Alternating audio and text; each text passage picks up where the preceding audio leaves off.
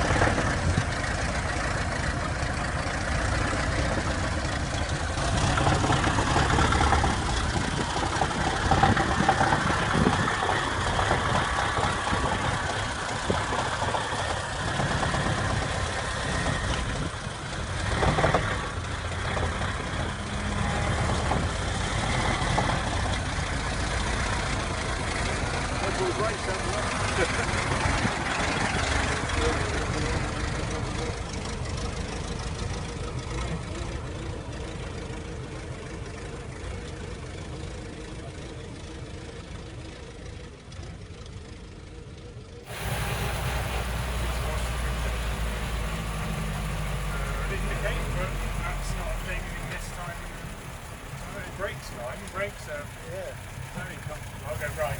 Yeah. Pulling away is a bit juggery on the old one.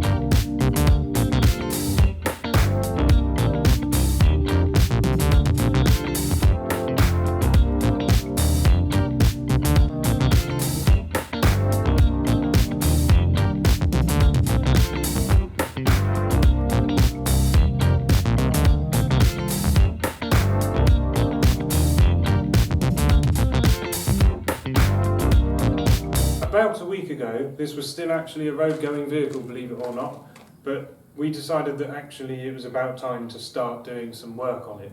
That meant painting it one colour, for example, but we realised that it needed a lot more work doing on it to make that possible.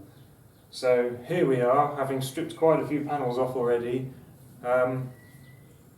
I'll take you for a tour. Okay, so this is what the whole thing looks like at the moment. In the distance you can see a marquee over there in the corner of the barn. That is where we're going to paint everything, but not just yet because we've realised we've got a lot more work to do first. So there's a few things in the view here. There's a dashboard and bulkhead assembly, badly rusted at the bottom as you can see down there. So we had to take that off the chassis in order to do a refurb on that because otherwise we couldn't get to those parts. That's the windscreen down there and its wooden frame. Over here we've got the big H frame. That there is the driver's side door, and over here in the workshop that's the passenger side door. There's one of the top parts of the bonnet which I've already been working on and have painted. There's one of the side louver panels of the bonnet which I have painted as well. This is a side skirt that runs between the front and rear wheel. That there is the old seat, and that there is going to be the new seat. Rear wheel arch on the floor, spare wheel, the old seat back hiding over there. There's another top bonnet panel which is showing off the original red colour. Those are the two rear doors there. So over here in the spray booth, that's the vent panel that goes behind the bonnet, and that's another louver panel that has been painted, looking really nice now, but unfortunately that's the only bit of the van that looks good, the bonnet. So this is the engine, Zenith carburettor. It's a 4-cylinder straight 4, 3 litre engine, side valve. It's got a belt-driven water pump on it to assist the thermosiphon cooling. Down here's the handbrake on the end of the gearbox. It's a 3-speed manual with reverse. Here's the steering wheel. At the top of the steering wheel that's a hand throttle. In the centre that's the horn push, and the bottom one is the lighting switch. I want to show you behind, but I'm just going to have to release the handbrake, which is here, and then just give her a push forwards until she touches the barn door. Okay, now we can have a look behind.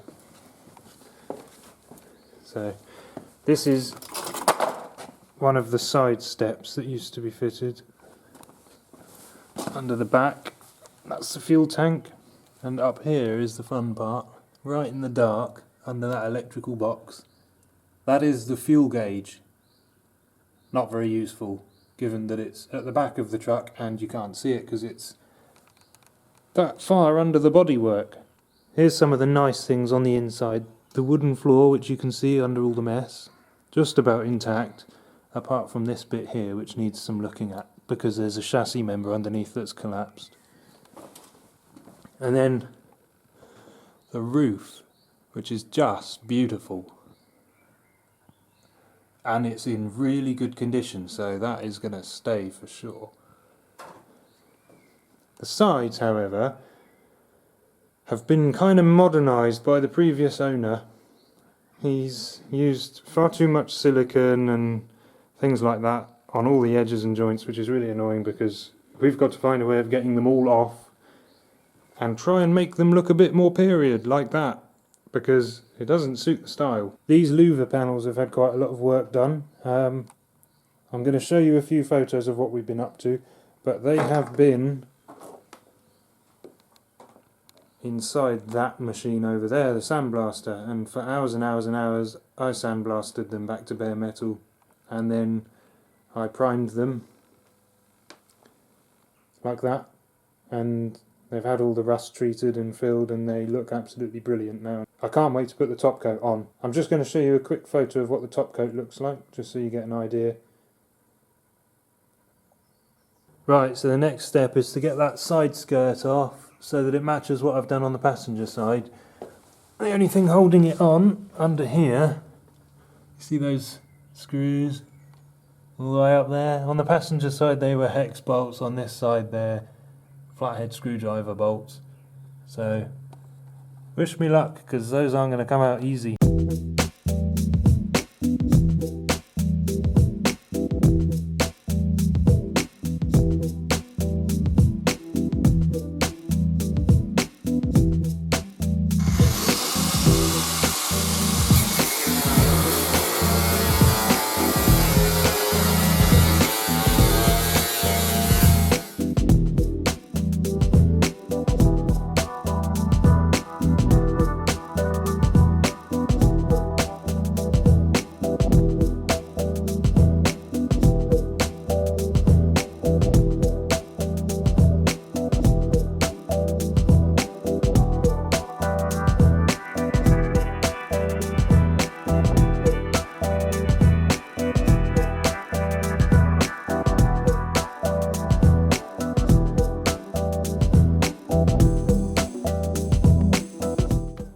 Oh, that was a flipping nightmare.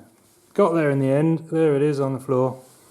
I got tangled up because this bracket down here and this big old bar that holds the spare wheel in place goes right through that panel, through that hole there. And I couldn't be bothered to get those screws out. I tried to get the bar out, but the bar is seized in, so I'll have to do that another day. And then I lifted the body right up in the air at the back. That's one of the rear body mounts, which was going through this panel, so I had to lift that up to get it out, and there we go. Right, well that pretty much wraps it up for today's episode. Hopefully you've enjoyed watching it. Hopefully it's given you an insight into what we're about to do on this truck now. And next episode, the plan is to take this whole body off the chassis, leaving nothing but the wheel arches. That will be the only bodywork left, and we might even take them off next episode as well. So hopefully we'll see you on the next episode then. Bye for now.